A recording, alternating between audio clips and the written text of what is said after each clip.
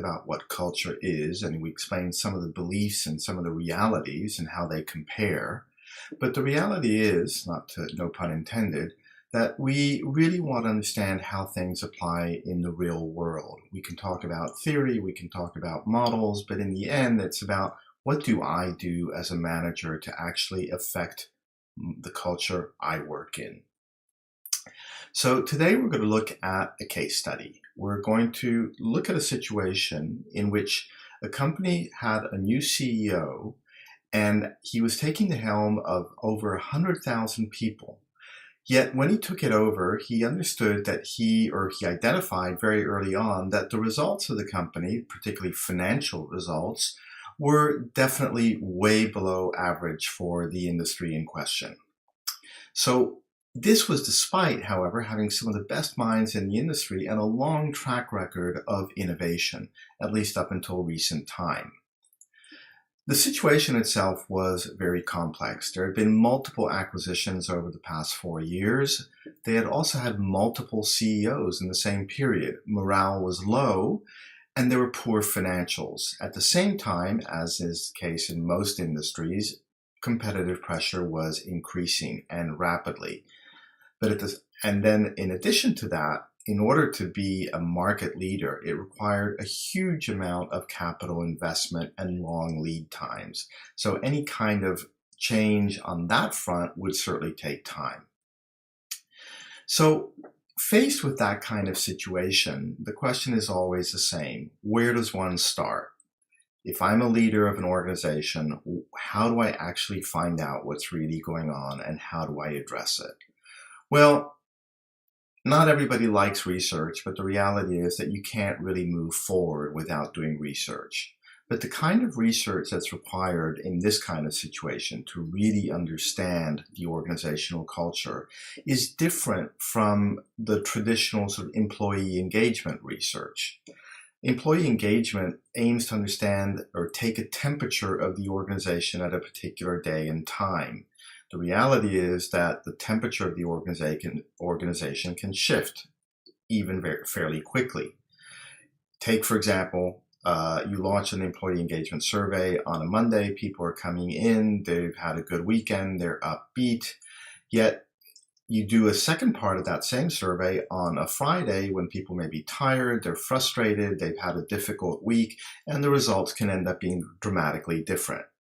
With a cultural survey, what we're aiming to do is really get under the skin of the organization. We want to understand what the DNA of the organization is. Specifically, what are the behaviors that are encouraged or tolerated or discouraged in the organization, and how embedded are they? Are they working for you or against you?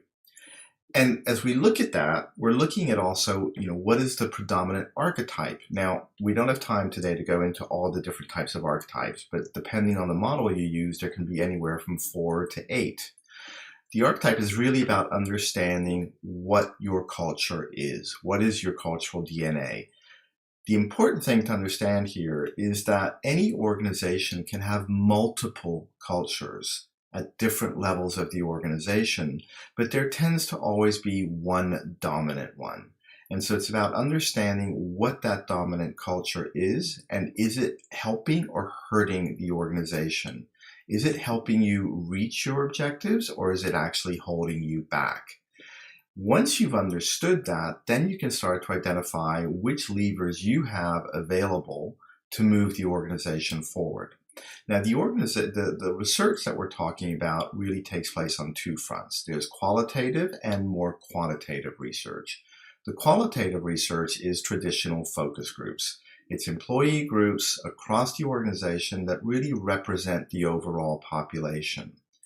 And then it's the quantitative research. It's about really conducting a survey across the entire organization that has questions that are very targeted, that really aim to understand what the behaviors are and why, and what people think of them, why people stay, why they're motivated. In this particular situation, we did all that research and we found a very interesting situation. Specifically, morale was low, yet employees generally had a huge amount of goodwill towards and loyalty towards the organization.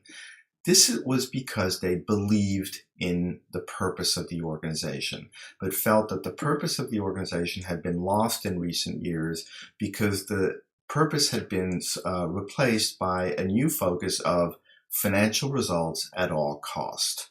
This is not uncommon. We see this in a lot of organizations, and there is unfortunately a trend to, focus on financial results while ignoring the long-term or even short to medium-term consequences of that kind of behavior. It often results in demotivated staff, and as in this case, it resulted in high turnover. So once we have that research, what do we do? Well, it's in words, it's not that complicated. In actual fact, it's quite a bit of really analysis and mapping. Specifically, we want to map where the organization is today, and we want to understand what the culture is that's required in the future to get the organization moving forward again. Now, it's important to state here, as I stated last time, that there is no right or wrong organizational culture. Let me rephrase that. There's no good or bad organizational culture. What is, however, something to focus on is what is the right organizational culture that meets your needs as leadership of that organization? What is it that's going to really drive your strategy forward? There are a few truths that are related to this kind of project. The first is change starts at the top, always. You can try to change the organization. I've seen this many times where leaders say, the problem is frontline staff. The problem is middle management. We have to start with them. That's all very well, and you can make some changes at that level. But if senior leadership doesn't change the way they behave, then it's all going to be for nothing. I've been in situations where, the leadership insisted that we focus on the frontline staff. And within a short period of time, everybody on the front line was saying, this is all very well, I'm happy to change, but why should I change if leadership doesn't? Why should they be exempt from what we're trying to do? They're the ones who set the direction. Secondly, actions always speak louder than words. Talk, as they say, comes cheap. What really matters are the actions that leaders and managers take. What are their behaviors? And thirdly, everything has to be consistent. So with that in mind, let's look at the levers at your disposal. Specifically, they fall into three categories: systems, behaviors, and symbols. Let's look at those more closely.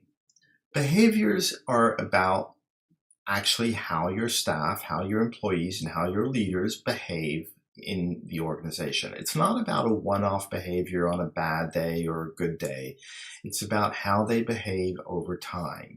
What signals are they sending? For example, if leaders consistently come late to work, and yet one of the behaviors that is desired is to have everybody there on time, it's not going to get any traction. Because again, people are going to say, why should I why should I go into traffic early to be there on time when leaders can't even make it on time? They're late for meetings. So that's a simple example of how leadership sets the tone with their behaviors. And the desired behaviors of the organization need to be clearly articulated, and then they need to be embedded. And what I mean by that is you need, as an organization, to identify sort of the top 5, top 10 critical behaviors that you feel are absolutely critical to the success of your organization.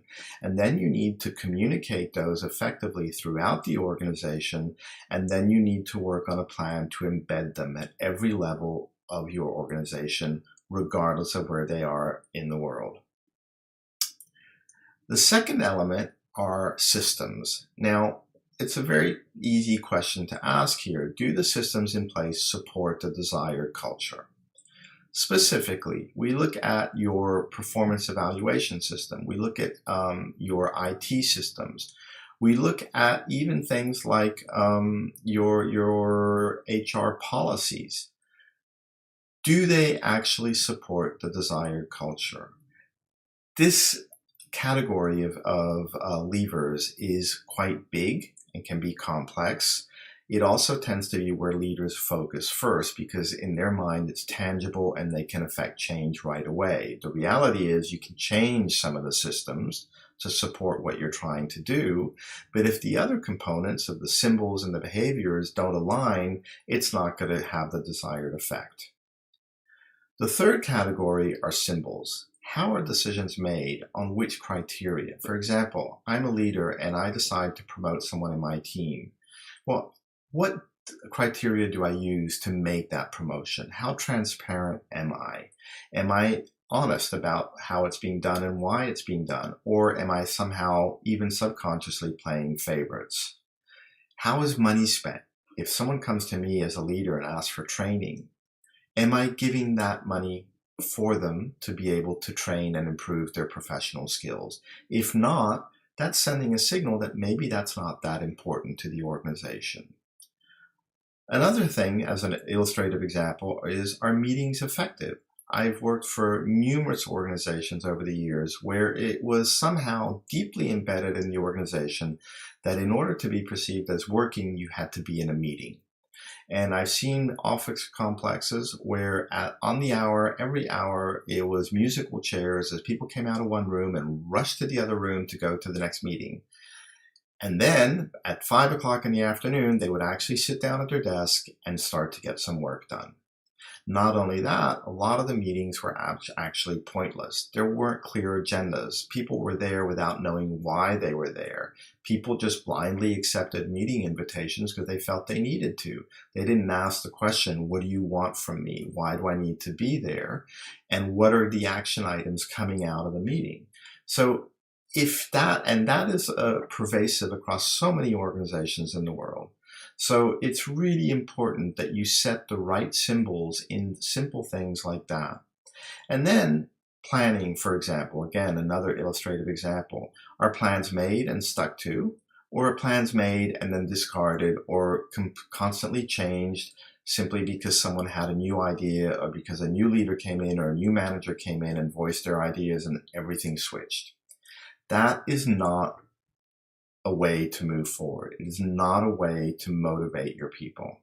It is a way to get people confused, to get people basically with questions about what their role is and what it is that makes for a career in that organization. So these are just some of the symbols and overall the behaviors and systems that a leader and a manager have at their disposal to affect the kind of culture and working environment that they are in. For example, just to go back to symbols, another important one is, what is the office space like? Is it all individual offices? Is it open space? Are there adequate working conditions in terms of breakout rooms? All of that sends a very strong signal to your people about what's important.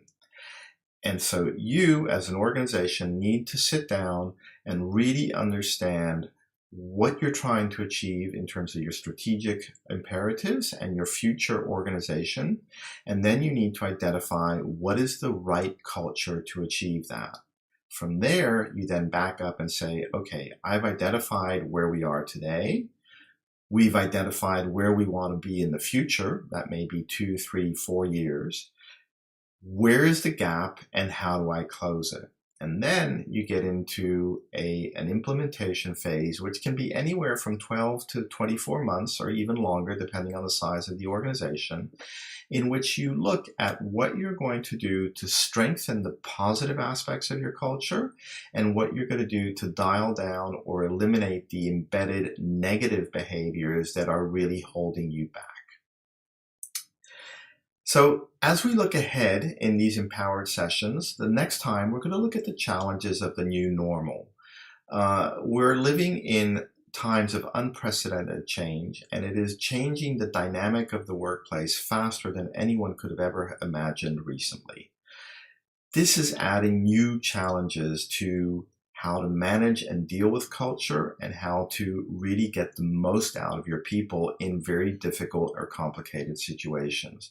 And it's about understanding that you now have probably multiple subcultures that you have to manage effectively so that you get, again, the best out of your people, but so that one culture or one subculture doesn't actually hinder or impede on the other, but that they work together to take your organization forward.